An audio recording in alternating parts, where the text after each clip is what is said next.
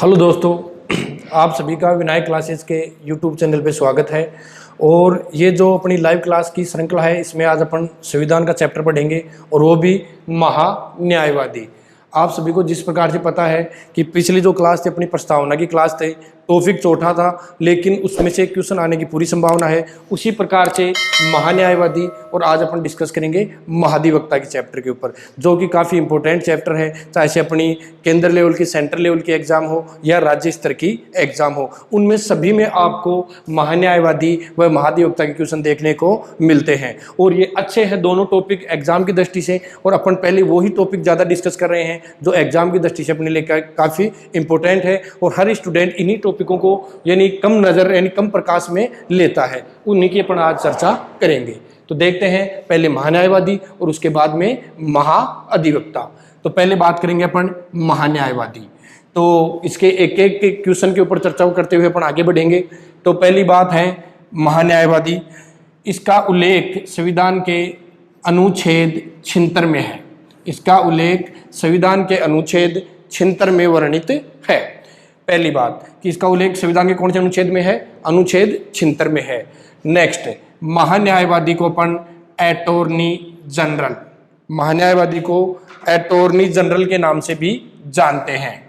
Attorney general, attorney general भी कह सकते हो आप इसको। नेक्स्ट बात, यदि अपन बात करते हैं, यह प्रथम विधि अधिकारी भी होता है। प्रथम विधि अधिकारी, यानी ये भारत का प्रथम क्या होता है? विधि अधिकारी भी होता है। कौन? महान्यायवादी। ये भारत का प्रथम क्या होता है? विधि अधिकारी भी होता है। और इसी को अपन क्या बोलते हैं? Attorney general. और इसका उल्लेख अनुच्छेद कौन से में है? 76 में है। नेक्स्ट बात, जो महान्यायवादी है, महान्यायवादी, इसके अपन और आगे बात करते हैं। उल्लेख अनुच्छेद 76 में है और इसमें कहा गया है कि अनुच्छेद 76 में महान्यायवादी के बारे में कहा गया है कि महान्यायवादी की नियुक्ति है वो कौन करता है? नियुक्ति, महान्यायवादी की नियुक्ति कौन करता है? राष्ट्रपति। कौन करता है? राष्ट्रपति। लेकिन राष्ट्रपति अपनी स्वेच्छा से इसकी नियुक्ति नहीं करता है। इसकी नियुक्ति राष्ट्रपति जो करता है मंत्री परिषद की सलाह पर करता है। किसकी सलाह पर करता है? मंत्री परिषद की सलाह पर। किसकी सलाह पर करता है? मंत्री परिषद की सलाह पर इसकी क्या करता है? नियुक्ति करता है। नेक्स्ट बात, जो महान्यायवादी होता है इसकी नियुक्ति राष्ट्रपति करता है, मंत्री परिषद की सलाह पर करता है। नेक्स्ट बात, जो महान्यायवादी होता है उसके के लिए योग्यताएं, कि भाई महान्यायवादी किसको नियुक्त किया जाएगा, उसमें योग्यताएं क्या क्या होनी चाहिए। तो पहली बात, महान्यायवादी के इसमें इतना सा कहा गया है कि सुप्रीम कोर्ट के न्यायाधीश के सम्मान, सुप्रीम कोर्ट के न्यायाधीश के सम्मान, उसमें क्या होनी चाहिए? योग्यताएं, यानी योग्यता रखता हो। किसके सम्मान? सुप्रीम कोर्ट के न्यायाधीश के सम्मान। और सुप्रीम कोर्ट के न्यायाधीश के सम्मान जो योग्यताएं रखता है कोई भी जो व्यक्ति है, ये जरूरी नहीं है कि वो सुप्रीम कोर्ट में वर्तमान में न्यायाधीश है, ये ऐसा कोई उल्लेख नहीं है। केवल उसके सम्मान क्या होनी चाहिए? योग्यता, कि भाई सुप्रीम कोर्ट के न्यायाधीश के समान क्या रखता हो? योग्यता रखता हो। और दूसरी बात, अब इसमें आपका जो क्वेश्चन बनता है वो ये बनता है कि सुप्रीम कोर्ट के जो न्यायाधीश होते हैं उनके लिए क्या क्या योग्यताएं चाहती हैं, यानी चाहिए अपने को कि सुप्रीम कोर्ट के लिए क्या क्या, न्यायाधीश के लिए क्या क्या योग्यताएं होती हैं। वह भारत का क्या हो? नागरिक। वह भारत का नागरिक हो। वह भारत का नागरिक हो, एक बात।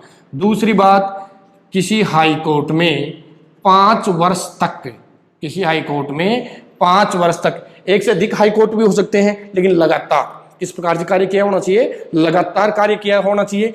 किसी हाई कोर्ट में 5 वर्ष तक न्यायाधीश, 5 वर्ष तक न्यायाधीश के पद पे क्या कर चुका हो? कार्य। 5 वर्ष तक किसी हाई कोर्ट में न्यायाधीश के पद पे क्या कर चुका हो? कार्य कर चुका हो। नेक्स्ट, या 10 वर्ष तक, या 10 वर्ष तक किसी हाई कोर्ट में अधिवक्ता, किसी हाई कोर्ट में क्या रह चुका हो, अधिवक्ता के रूप में कार्य कर चुका हो। कितने वर्ष तक, 10 वर्ष तक। कहां पर, हाई कोर्ट में। और ये भी कहां पर है, हाई कोर्ट में। यानी हाई कोर्ट में 5 वर्ष तक न्यायाधीश के पद के ऊपर कार्य कर चुका हो। दूसरा, या तो ये होनी चाहिए या ये, या 10 वर्ष तक हाई कोर्ट में अधिवक्ता के रूप में कार्य कर चुका हो। नेक्स्ट बात, या राष्ट्रपति की नजर में, राष्ट्रपति की नजर में विधि में पारंगत हो। राष्ट्रपति की नजर में विधि में क्या हो, पारंगत हो। वो भी क्या बन सकता है, महान्यायवादी बन सकता है, यानी अटॉर्नी जनरल बन सकता है। तो इनमें ये योग्यताएं जो कंप्लीट करता है वो व्यक्ति किस पद के ऊपर नियुक्त किया जा सकता है, महान्यायवादी के पद पर नियुक्त किया जा सकता है। क्या क्या, कि वह भारत का नागरिक होना चाहिए, कंपलसरी है। नेक्स्ट, हाई कोर्ट में 5 वर्ष तक न्यायाधीश के पद पे कार्य कर चुका हो, या 10 वर्ष तक हाई कोर्ट में क्या रह चुका हो, अधिवक्ता रह चुका हो, या राष्ट्रपति की नजर में क्या होता है, विधि में पारंगत। ये सभी योग्यताएं किसमें होती हैं, एक सर्वोच्च न्यायालय के न्यायाधीश के लिए होती हैं, और वो ही किसके लिए है, महान्यायवादी। वही किसके लिए है, महान्यायवादी के लिए। नेक्स्ट देखते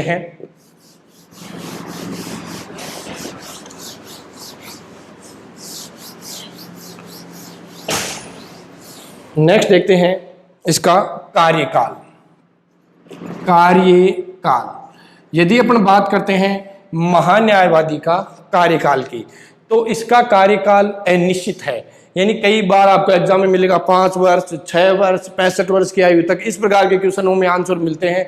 लेकिन आपको ध्यान रखना है, जो महान्यायवादी का जो कार्यकाल होता है वो क्या है, अनिश्चित।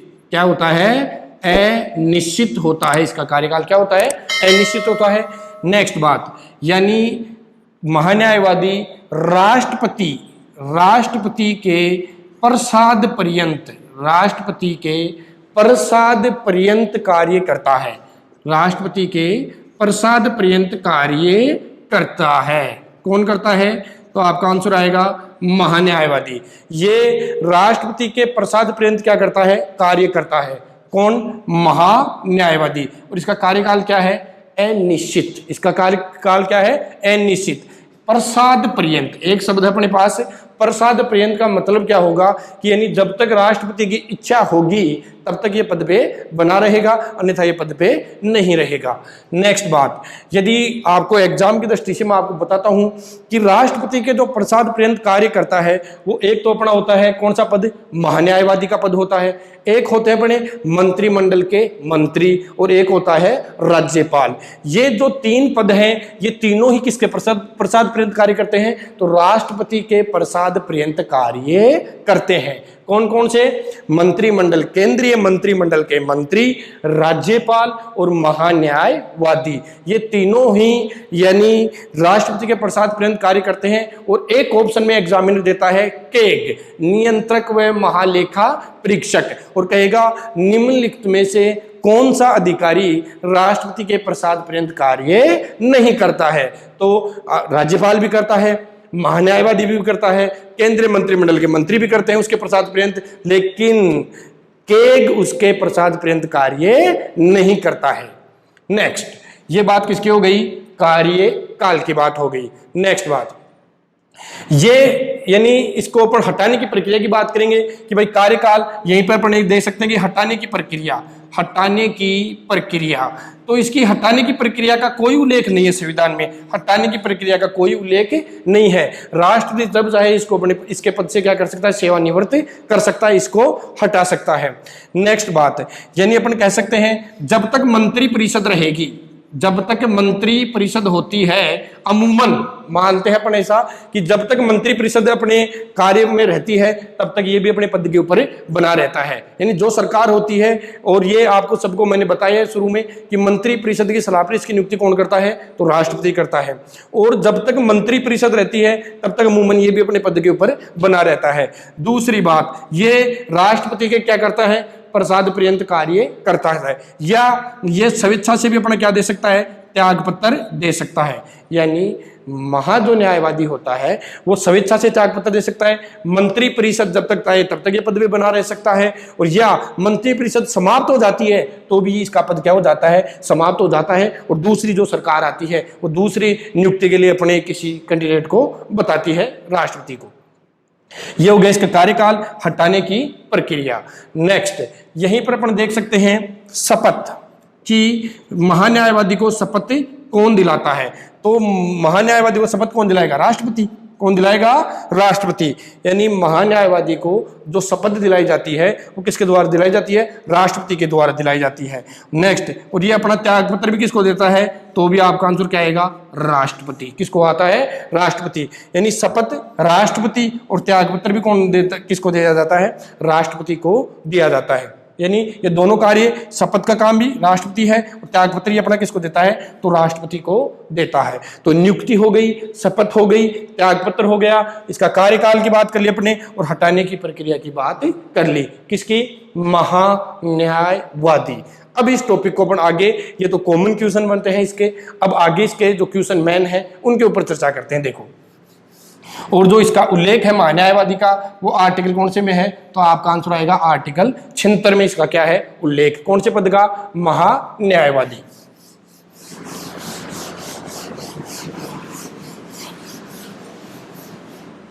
नेक्स्ट देखते हैं। नेक्स्ट, अब जैसे अपन बात करते हैं अपने कॉमन जो लड़ाई झगड़े होते हैं या अपने को कोई विधि सलाह लेनी होती है तो अपन किससे संपर्क करते हैं, वकील से। किससे संपर्क करते हैं, वकील से संपर्क करते हैं। उसी प्रकार से जो ये महान्यायवादी होता है ये भारत सरकार के जो मामले होते हैं उनके जो केसों की सुनवाई करता है, उनकी जो पैरवी भारत सरकार की तरफ से जो पैरवी करने का कार्य करता है, उनके मामलों को यानी भारत के राज्य क्षेत्र के किसी भी कोर्ट में, किसी भी न्यायिक कोर्ट में, यानी आप कह सकते हो सुप्रीम कोर्ट में, हाई कोर्ट में, जो इनके भारत सरकार के विरुद्ध जो मामले होते हैं, यानी भारत सरकार के जो केस सुनवाई होती है उनकी पैरवी करने के लिए वो कौन सा कैंडिडेट होता है, तो वो होता है महान्यायवादी। ये उन मामलों को क्या करता है, पैरवी करता है। किसकी तरफ से रहता है, ये भारत सरकार की तरफ से उन मामलों की क्या करता है, सुनवाई करता है। कौन करता है, महान्यायवादी। नेक्स्ट बात, महा जो न्यायवादी है इसका जो आपको मेन इंपोर्टेंट क्वेश्चन बनता है बढ़िया एग्जामों में, वो इसका बनता है कार्य, कि महान्यायवादी क्या क्या कार्य करता है। तो पहला जो इसका कार्य अपन देख सकते हैं कि भारत सरकार को विधिक सलाह देता है। भारत सरकार को विधिक सलाह प्रदान करता है। एक तो विधिक सलाह प्रदान करता है, विधिक सलाह प्रदान करता है। एक बात कि इसका जो इंपॉर्टेंट कार्य है वो है कि जो महान्यायवादी होता है ये भारत सरकार को क्या प्रदान करता है, विधिक सलाह प्रदान करता है। दूसरी बात, ये भारत सरकार को विधिक सलाह प्रदान करता है। नेक्स्ट, राष्ट्रपति के द्वारा बताए गए विषयों पर भी सलाह प्रदान करता है। यानी राष्ट्रपति किसी टॉपिक के ऊपर इसे सलाह करता है तो राष्ट्रपति के द्वारा बताए गए विषयों पर भी क्या करता है, ये सलाह प्रदान करता है। नेक्स्ट, ये यानी पैरवी करता है, न्यायिक पैरवी, यानी कहने का मतलब भारत सरकार की तरफ से मामलों की सुनवाई करता है। भारत सरकार की तरफ से यानी मामलों की क्या करता है, सुनवाई करता है। कौन करता है, महान्यायवादी। तो इसके तीन मेन कार्य हैं कि एक तो भारत सरकार को विधिक सलाह प्रदान करता है, दूसरा राष्ट्रपति के द्वारा बताए गए विषयों पर सलाह प्रदान करता है, और एक ये जो भारत सरकार के जो मामले होते हैं चाहे से वो सुप्रीम कोर्ट में चल रहे हो चाहे से हाई कोर्ट में चल रहे हो उनके ऊपर क्या करता है, पैरवी करता है। यानी उनकी तरफ से ये लड़ता है। जैसे अपनी तरफ से अपन किसी कार्य के लिए वकील करते हैं उसी प्रकार से भारत सरकार का एक तरीके से अपन क्या मान सकते हैं, इसको वकील ही मान सकते हैं। किसको मान सकते हैं, महान्यायवादी को क्या मान सकते हैं, वकील के रूप में मान सकते हैं। तो ये इसके मेन क्या हो गए, कार्य। नेक्स्ट देखते हैं।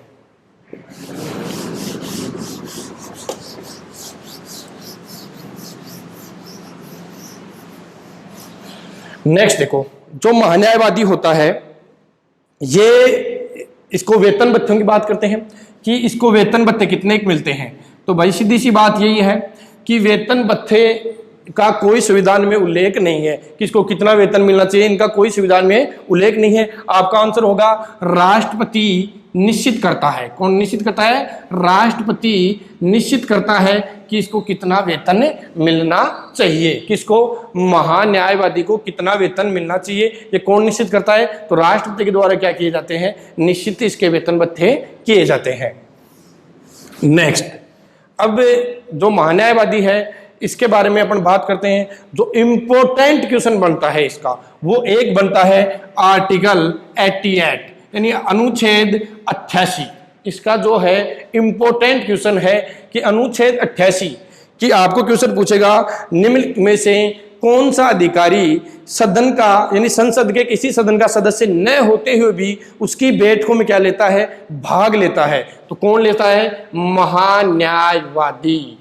कि संसद का यानी किसी भी सदन का ये सदस्य नहीं होता है, फिर भी उसकी बैठकों में क्या लेता है? भाग लेता है। कौन लेता है भाग? तो महान्यायवादी। कौन से आर्टिकल के तहत लेता है? तो अनुच्छेद 88 के तहत बैठकों में क्या लेता है? भाग लेता है और अपने विचार प्रकट कर सकता है। अपने क्या कर सकता है? विचार प्रकट कर सकता है, अपने विचार प्रकट कर सकता है, लेकिन मतदान का अधिकार नहीं है। किसका अधिकार नहीं है? इसको मतदान यानी मत देने का अधिकार वहां पर नहीं होता है। किसको? महान्यायवादी को। तो आर्टिकल 88 अनुच्छेद 88 अपना एग्जाम की दृष्टि से काफी इंपॉर्टेंट बनता है कि अनुच्छेद 88 में महान्यायवादी संसद के किसी भी सदन का सदस्य न होते हुए भी उसकी बैठकों में भाग लेता है और अपने विचार प्रकट कर सकता है, लेकिन मतदान नहीं कर सकता। लेकिन मतदान नहीं कर सकता। लेकिन आपको यह ध्यान रखना है कि यह भाग ले सकता है, विचार प्रकट कर सकता है, लेकिन मतदान नहीं कर सकता। नेक्स्ट बात, यदि अपन इसमें नेक्स्ट बात करते हैं अनुच्छेद 88 के अंतर्गत ही कि जो महान्यायवादी का पद है मतदान कर नहीं कर सकता, भाग ले सकता है, विचार प्रकट कर सकता है। नेक्स्ट देखो, यदि अपन बात करते हैं मतदान नहीं कर सकता। नेक्स्ट, ये संसद की कई समितियों का सदस्य भी होता है। संसद की समितियों का सदस्य, संसद की समितियों का क्या होता है? सदस्य। संसद की समितियों का, जिन समितियों का ये सदस्य होता है, उन समितियों में क्या ले सकता है? उनकी बैठकों में भाग ले सकता है, विचार प्रकट कर सकता है, लेकिन मतदान नहीं कर सकता। तो आपको ध्यान रखना है कि संसद की किसी भी बैठक में भाग ले सकता है, विचार प्रकट कर सकता है, लेकिन मतदान नहीं कर सकता। संसद की समितियों का भी सदस्य होता है, कई समितियों का इसको सदस्य बनाया जाता है, उन समितियों में भाग लेता है, विचार प्रकट करता है, लेकिन उनमें भी मतदान नहीं कर सकता। नेक्स्ट इसमें बात करेंगे अपन, ये संसद के संयुक्त अधिवेशन में भी भाग ले सकता है। ये भी आपको विशेष ध्यान रखना है कि ये कई बार कथन निष्कर्ष में क्वेश्चन पूछा जाता है कि कौन सा कथन गलत है, कौन सा सही है। तो ये आपको विशेष ध्यान रखना है कि संयुक्त अधिवेशन में भी भाग ले सकता है, विचार प्रकट कर सकता है, लेकिन मतदान नहीं कर सकता। कौन? महान्यायवादी। कौन? महान्यायवादी।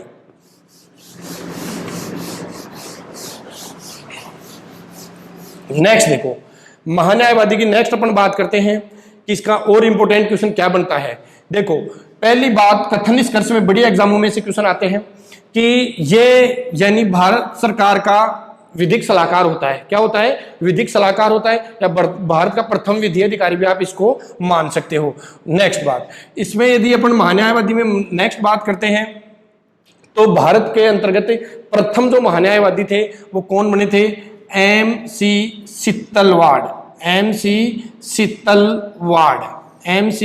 सित्तलवाड़ भारत के प्रथम क्या थे? महान्यायवादी। प्रथम महान्यायवादी, जो फर्स्ट महान्यायवादी अपने बने थे वो कौन थे? MC सित्तलवाड़। और इनका जो कार्यकाल था 1950 से लेकर 1963 तक, 1950 से लेकर 1963 तक इनका क्या था? कार्यकाल। किसका? MC सित्तलवाड़ भारत के प्रथम महान्यायवादी थे और इनका कार्यकाल 1950 से कब तक था? 1963 तक, जो कि अब तक क्या है? सर्वाधिक। जो अब तक क्या है? सर्वाधिक। नेक्स्ट क्वेश्चन, आजकल यानी वर्तमान में महान्यायवादी कौन है? तो वर्तमान में महान्यायवादी कौन है? तो के वेणुगोपाल। कौन है? के वेणुगोपाल। कौन है? के वेणुगोपाल वर्तमान में क्या है, महान्यायवादी।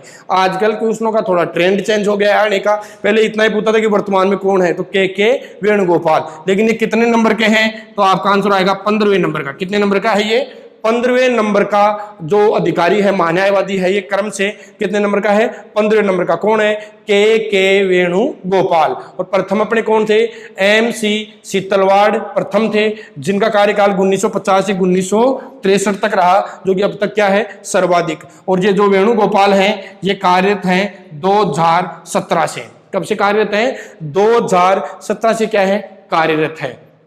नेक्स्ट तो कथन निष्कर्ष में अपने क्वेश्चन लेता है, वो ले सकता है अगला कि आपको ये ध्यान में रखना है कि जो महान्यायवादी होता है ये एक क्या होता है, वकील ही तो होता है। अपनी दृष्टि से अपन देखें तो ये क्या हो सकता है, वकील की तरह होता है ये। और ये जो होता है ये कोई सरकारी कर्मचारी नहीं होता है। ये क्या नहीं होता है, सरकारी लोक सेवक मान सकते हो आप इसको, सरकारी लोक सेवक नहीं होता है। ये आपको विशेष ध्यान रखना है कि ये कोई सरकारी लोक सेवक नहीं होता है, न ही सरकार का पूर्णकालिक वकील होता है। ये नहीं पूर्णकालिक वकील भी नहीं होता है पूर्णतया कि भाई हमेशा ये रहेगा जब तक कि कोई एज लिमिट ना हो, वो वाला सिस्टम भी नहीं है कि ये सरकार का न तो पूर्णकालिक वकील होता है एक बात, और न ही ये कोई सरकारी लोक सेवक होता है।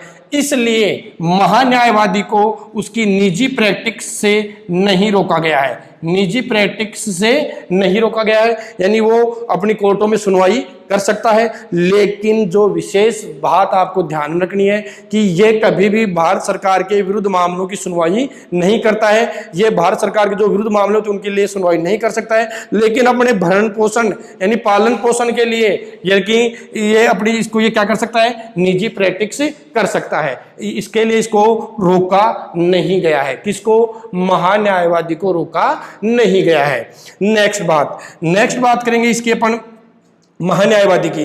तो इसकी सहायता के लिए एक होता है सोलिसिटर जनरल। कौन होता है, सोलिसिटर जनरल।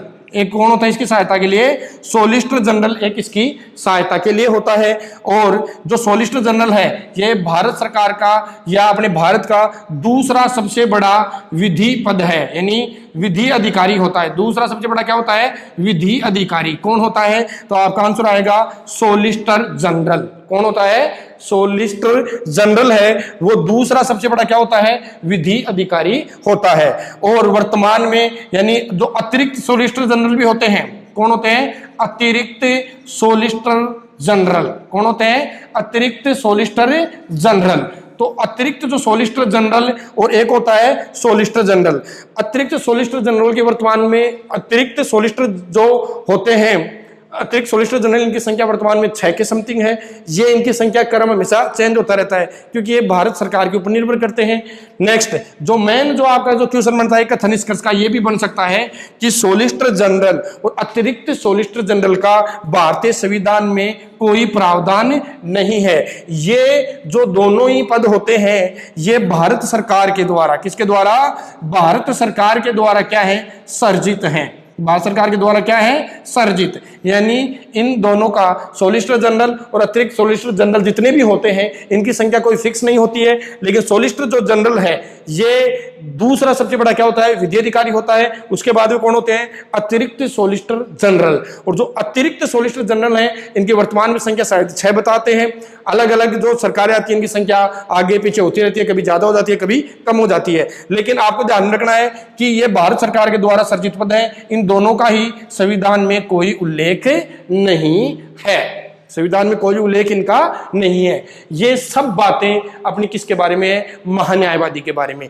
और जो महान्यायवादी होता है इसको एक संसद सदस्य के समान ही क्या दिए गए हैं, यानी इसको इसके छूट दी गई है आर्टिकल 104 में। किसको, महान्यायवादी को।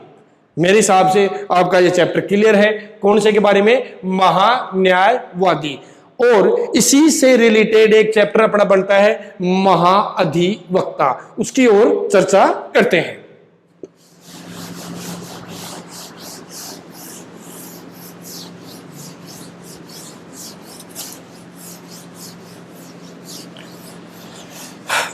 देखो एक छोटा सा चैप्टर और बनता अपना महाअधिवक्ता, महाअधिवक्ता, एडवोकेट जनरल, एडवोकेट जनरल, महाअधिवक्ता, एडवोकेट जनरल। तो इसके बारे में अपन चर्चा करते हैं। जिस प्रकार से भारत सरकार का प्रथम विधि अधिकारी कौन होता है? महान्यायवादी। उसी प्रकार राज्य का प्रथम विधि अधिकारी, प्रथम विधि अधिकारी यानी प्रथम विधि अधिकारी किसको मानते हैं? तो आपका आंसर आएगा महाअधिवक्ता। किसको मानते हैं? महाअधिवक्ता को। एडवोकेट जनरल राज्य का प्रथम क्या होता है? विधि अधिकारी होता है। कौन होता है? एडवोकेट जनरल यानी महाधिवक्ता राज्य का प्रथम विधि अधिकारी होता है। नेक्स्ट बात करते हैं इसकी अपन कि एडवोकेट जो जनरल होता है, महाधिवक्ता जो पद होता है, इसका उल्लेख अनुच्छेद 165 में है। अनुच्छेद कौन से में है? 165 में। किसका उल्लेख है? महाअधिवक्ता का जो उल्लेख है वो आर्टिकल कौन से में है? 165 में। नेक्स्ट बात, यदि बात करेंगे महाधिवक्ता की नियुक्ति, महाधिवक्ता की नियुक्ति, तो आपका आंसर आएगा राज्यपाल। कौन करता है? राज्यपाल। जो राज्य मंत्री परिषद होती है उसकी सलाह के ऊपर राज्यपाल किसकी नियुक्ति करता है? महाधिवक्ता की नियुक्ति करता है। यदि आपको महान्यायवादी क्लियर हुआ है तो ये तो बिल्कुल इजी है कि इसकी नियुक्ति कौन करता है? राज्यपाल करता है। नेक्स्ट, इसको शपथ भी कौन दिलाता है? तो भी आपका आंसर क्या आएगा? राज्यपाल। और ये अपना त्याग पत्र किसको देगा? अपना त्याग पत्र किसको देगा? तो भी आंसर क्या आएगा? राज्यपाल। तो तीनों ही कंडीशन, नियुक्ति कौन करेगा? राज्यपाल। शपथ कौन दिलाएगा? तो भी राज्यपाल। और त्याग पत्र किसको देगा? तो भी आंसर क्या आएगा? राज्यपाल। नेक्स्ट, जो महाधिवक्ता होता है ये क्या कार्य करता है? तो वही महान्यायवादी की सेम कंडीशन है कि ये राज्य सरकार को, ये राज्य सरकार को विधिक सलाह प्रदान करता है, विधिक सलाह प्रदान करता है। राज्य सरकार को विधिक सलाह क्या करता है? प्रदान करता है। और महान्यायवादी भारत सरकार को विधिक सलाह प्रदान करता है और महाधिवक्ता राज्य सरकार को विधिक सलाह प्रदान करता है। एक बात। नेक्स्ट बात, राज्य सरकार के जो मामले होते हैं उनकी सुनवाई राज्य के किसी भी न्यायालय में कर सकता है। वो भारत के राज्य क्षेत्र के सभी न्यायालयों में कर सकता है, लेकिन ये कहां पर कर सकता है? राज्य क्षेत्र में। किस में कर सकता है? यानी जिस राज्य का ये महाधिवक्ता होता है, राज्य जैसे अपना राजस्थान है, उस राजस्थान में जैसे वर्तमान में कौन है? एम.एल. सिंघवी। कौन है? एम.एल. सिंघवी है अपने यहाँ के महाधिवक्ता। कौन है? एम.एल. सिंघवी। ये जो एम.एल. सिंघवी साहब हैं, जो राजस्थान के राज्य क्षेत्र में, राजस्थान का जो राज्य क्षेत्र होता है उसमें यानी राज्य सरकार के मामलों की क्या करते हैं? सुनवाई। यानी राज्य सरकार के विरुद्ध जो मामले चल रहे हैं तो राज्य सरकार के विरुद्ध मामलों की सुनवाई के लिए राज्य सरकार की तरफ से जो अधिकारी जाता है वो कौन है? महाअधिवक्ता। और राज्यपाल जिन विषयों के ऊपर चिन्हित करता है इसको, उनके ऊपर भी क्या दे सकता है? ये सलाह देता है। कौन देता है? महाअधिवक्ता। उल्लेख कौन से आर्टिकल में है? तो आर्टिकल 165 में इसका क्या किया गया है? उल्लेख किया गया है। नेक्स्ट देखो, नेक्स्ट अपन बात करते हैं आर्टिकल 177। ये भी काफी इंपॉर्टेंट है एग्जाम की दृष्टि से। आर्टिकल 177, जो राज्य का महाधिवक्ता होता है वो विधानमंडल की बैठकों में क्या ले सकता है? भाग ले सकता है। विधानमंडल का मतलब अपने कह सकते हैं विधानसभा।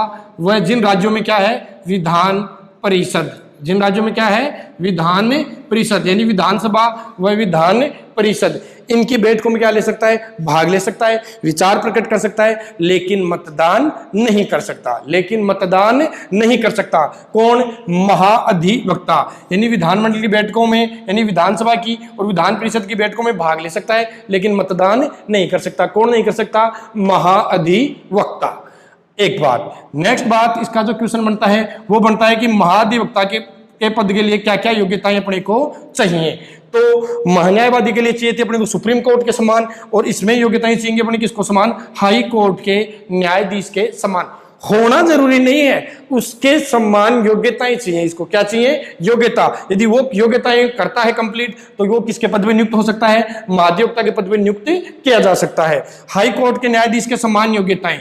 अब आपको समझ में ये देखना होगा कि हाई कोर्ट के न्यायाधीश के लिए क्या क्या योग्यता चाहिए। तो हाई कोर्ट के लिए न्यायाधीश के लिए आपको पहली बात तो ये कि 10 वर्ष तक हाई कोर्ट में अधिवक्ता के रूप में कार्य कर चुका हो, अधिवक्ता के रूप में क्या कर चुका हो, कार्य कर चुका हो, या राज्य में 10 वर्ष तक किसी न्यायिक पद पर, किस पर, न्यायिक पद पर, कितने वर्ष तक, 10 वर्ष तक राज्य में किसी न्यायिक पद पे क्या कर चुका हो, कार्य कर चुका हो, वो व्यक्ति क्या बन सकता है, महाधिवक्ता। या तो ये कंडीशन पूरी करता हो या ये कंडीशन पूरी करता हो, उसको किसके पद के ऊपर नियुक्त किया जा सकता है, महाधिवक्ता के पद पर नियुक्त किया जा सकता है। नेक्स्ट बात, ये जो महाधिवक्ता होता है ये अपना त्यागपत्र किसको देता है, राज्यपाल को। नियुक्ति कौन करता है, राज्यपाल करता है। शपथ कौन दिलाता है, राज्यपाल दिलाता है। और इसके विपरीत उधर बात करेंगे महान्यायवादी, तो सभी कंडीशन किसकी हो जाएंगी, राष्ट्रपति की। किसकी हो जाती है, राष्ट्रपति। तो ये किसके बारे में बातें थी, महाअधिवक्ता। राजस्थान के संदर्भ में 2-3 क्वेश्चनों की और चर्चा करते हैं।